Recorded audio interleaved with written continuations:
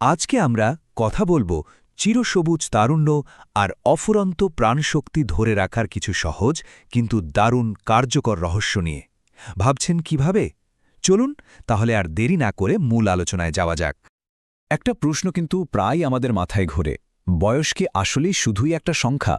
আচ্ছা, আমাদের এই যে তারুণ্য, এই যে প্রাণশক্তি, এটা কি সময়ের সাথে সাথে ফুরিয়ে যেতে বাধ্য, নাকি এর নিয়ন্ত্রণটা আসলে আমাদের নিজেদের হাতেই থাকতে পারে? আজকের আলোচনায় আমরা ঠিক এই রহস্যটাই ভেদ করার চেষ্টা করব। আমরা এমন ৩টা সহজ কিন্তু ইনক্রেডিবলি পাওয়ারফুল ভিত্তি নিয়ে কথা বলবো, যেগুলো মেনে চললে আমাদের জীবনযাত্রাই বদলে যেতে পারে আর তারুণ্যটা ভেতর থেকে ফুটে উঠবে। তো আমাদের এই প্রাণশক্তির প্রথম আর সবচেয়ে গুরুত্বপূর্ণ ভিত্তিটা হলো শারীরিক সুস্থতা। কারণটা খুব সোজা, শরীর যদি তরতাজা না থাকে, মনও কিন্তু ঠিকঠাক সঙ্গ দেবে না। চলুন দেখে নেওয়া যাক কিভাবে এই ভিত্তিটাকে আমরা আরও মজবুত করতে পারি। অনেকেই হয়তো ভাবেন সুস্থ থাকা মানেই জিমে গিয়ে ঘন্টার পর ঘন্টা ঘাম ঝরানো, কিন্তু আসল কথাটা কি জানেন? ব্যাপারটা অত কঠিন না। প্রতিদিন মাত্র ২০ থেকে ৩০ মিনিটের একটা জোর কদমে হাঁটা, বা ধরুন হালকা স্ট্রেচিং কিংবা একটু যোগব্যায়াম, ব্যাস এটুকুই যথেষ্ট। আসল জাদুটা কিন্তু রুটিনের মধ্যে, মানে ধারাবাহিকতার মধ্যে। কতটা কঠিন ব্যায়াম করা হলো সেটার মধ্যে নয়। অবশ্যই ব্যায়াম তো জরুরি বটেই, কিন্তু এটা বলতে পারেন গল্পের মাত্র অর্ধেকটা। আমাদের শরীরটা তো একটা ইঞ্জিনের মতো, তাই না? একে সচল রাখতে তো ঠিকঠাক জ্বালানিও লাগবে। আর সেই জ্বালানিটা হলো আমাদের খাবার, মানে ব্যায়াম আর খাবার, এই দুটো হাত ধরাধরি করে চলে। আর দেখুন, স্বাস্থ্যকর খাবারের তালিকাটা কিন্তু রকেট সায়েন্স নয়, বেশ সহজ। একদিকে পাতে যোগ করতে হবে রঙিন শাকসবজি, তাজা ফল, মাছ আর ধরুন আমন্ড বা ওয়ালনাটের মতো বাদাম। আর অন্যদিকে তালিকা থেকে বাদ দিতে হবে চিনি, ভাজা পোড়া আর অতিরিক্ত লবণ। মানে সচেতনভাবে এগুলো এড়িয়ে চলতে হবে। একটা কথা মাথায় রাখা খুব জরুরি, কি খাচ্ছি তার চেয়েও অনেক সময় বেশি গুরুত্বপূর্ণ হয়ে দাঁড়ায় আমরা কোনটা খাচ্ছি না। আচ্ছা, ভালো ব্যায়াম হলো, ঠিকঠাক খাওয়া দাওয়াও হলো, এরপর কি? এরপর আসে শরীরের সবচেয়ে জরুরি চাহিদা, বিশ্রাম। আর ঘুম হলো সেই জাদুর কাঠি যা আমাদের শরীরকে ভেতর থেকে সারিয়ে তোলে আর পরের দিনের জন্য নতুন করে শক্তি সঞ্চয় করে দেয়। আমাদের লক্ষ্য থাকবে রাতে অন্তত ৬ থেকে ৮ ঘন্টা একটানা ঘুমানো, আর যদি সম্ভব হয় দিনের বেলায় ছোট্ট একটা ১৫ মিনিটের পাওয়ার ন্যাপ। এটা কিন্তু শরীর আর মনকে এক নিমিষে রিচার্জ করে দেয়। মনে রাখতে হবে, ভালো ঘুম কিন্তু আমাদের খাওয়া আর ব্যায়ামের সব সুফলকে কয়েক গুণ বাড়িয়ে দেয়। শারীরিক সুস্থতার ব্যাপারটা তো গেল, এবার আসি আমাদের দ্বিতীয় স্তম্ভে, আর সেটা হলো মানসিক এবং আবেগিক শক্তি। কারণটা পরিষ্কার, মন যদি চাঙ্গা না থাকে তাহলে শরীরের হাজার শক্তি দিয়েও কিন্তু লাভ হবে না, তাই না? মনকে ভালো রাখার উপায়গুলো কিন্তু আমাদের হাতের কাছেই আছে। যেমন ধরুন প্রার্থনা বা মেডিটেশন, পরিবারের সাথে কিছু ভালো সময় কাটানো বা নিজের পছন্দের কোনো শখে ডুবে যাওয়া।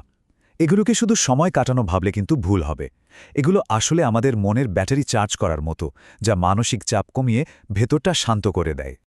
এর সাথে দরকার একটা পজিটিভ লাইফস্টাইল, মানে হাসি খুশি থাকা, নিজেকে ছোটখাটো কোনো কাজে ব্যস্ত রাখা আর প্রতিদিনের জন্য ছোট্ট ছোট্ট কিছু লক্ষ্য ঠিক করা। এই অভ্যাসগুলো কি করে জানেন? এগুলো জীবনে একটা উদ্দেশ্য এনে দেয়। আর এই যে এগিয়ে চলার অনুভূতি, এটাই কিন্তু আমাদের ভেতরের তারুণ্যটাকে সবসময় জাগিয়ে রাখে। আমাদের আলোচনার তৃতীয় এবং শেষ স্তম্ভটি হল সচেতন স্বাস্থ্যচর্চা। এর মানে কি? এর মানে হল সমস্যা হওয়ার পর সমাধানের জন্য ছোটাছুটি না করে আগে থেকেই সতর্ক থাকা। মানে prevention is better than cure. ব্যাপারটা অনেকটা সেরকম। নিয়মিত হেলথ চেকআপের কথা শুনলেই অনেকে এটাকে একটা ঝামেলার কাজ বলে মনে করেন, কিন্তু সত্যি বলতে এটা হলো নিজের স্বাস্থ্যের স্টিয়ারিংটা নিজের হাতে রাখার সবচেয়ে ভালো উপায়। ব্লাড প্রেশার, ব্লাড সুগার বা ধরুন ভিটামিন ডি আর বি12 এর লেভেল, এই জরুরি জিনিসগুলো জানা থাকলে যে কোনো বড় সমস্যাকে কিন্তু অঙ্কুরেই থামিয়ে দেওয়া যায়। বিশেষ করে ভিটামিন ডি আর বি12, এগুলো তো আমাদের এনার্জি আর মুড দুটোকেই সরাসরি কন্ট্রোল করে। তাহলে দেখুন জিনিসগুলো কিভাবে একে অপরের সাথে জুড়ে যাচ্ছে। নিয়মিত হাঁটাচলা, স্ট্রেস কমানো আর ভালো ঘুম, এই তিনটের সাথে যদি মধু, খেজুর বা কালোজিরা মতো কিছু প্রাকৃতিক খাবার যোগ করা যায়, তাহলে কিন্তু জীবনী শক্তি বাড়ানোর একটা দারুণ প্যাকেজ তৈরি হয়ে যায়। তাহলে এতক্ষণের আলোচনার পর সারমর্মটা কি দাঁড়ালো?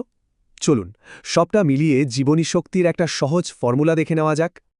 আমরা মূলত জীবনী শক্তির ৩টা মূল ভিত্তি নিয়ে কথা বললাম, তাই না? 1 আমাদের শারীরিক সুস্থতা, 2 মানসিক আর আবেগিক শক্তি, আর 3 সচেতনভাবে স্বাস্থ্যের যত্ন নেওয়া। আর সবচেয়ে বড় কথা হলো এই 3টা কিন্তু একটা আরেকটার সাথে ওতপ্রোতভাবে জড়িত। আর এই সব কিছুর মূলে যে কথাটা রয়েছে সেটা হলো তারুণ্য আসলে বয়সের কোনো হিসেব নয়। এটা আমাদের প্রতিদিনের ভালো অভ্যেসগুলোর একটা যোগফল। আমাদের প্রতিদিনের নেওয়া ছোট ছোট পজিটিভ সিদ্ধান্তগুলোই কিন্তু আমাদের দীর্ঘমেয়াদী জীবনী শক্তির ভিত গড়ে দেয়। তো সবশেষে একটাই প্রশ্ন, এই যে এতগুলো কথা হলো, এর মধ্যে থেকে এমন কোনো একটা অভ্যাস বেছে নেওয়া যায় যা এখন থেকেই শুরু করা সম্ভব? হতে পারে সেটা মাত্র 10 মিনিটের জন্য হাঁটা, বা রাতে রোজকার সময়ের চেয়ে একটু আগে ঘুমাতে যাওয়া। শুরুটা যত ছোটই হোক না কেন, আসল কথা হলো শুরু করা, আর সেটা আজ থেকেই।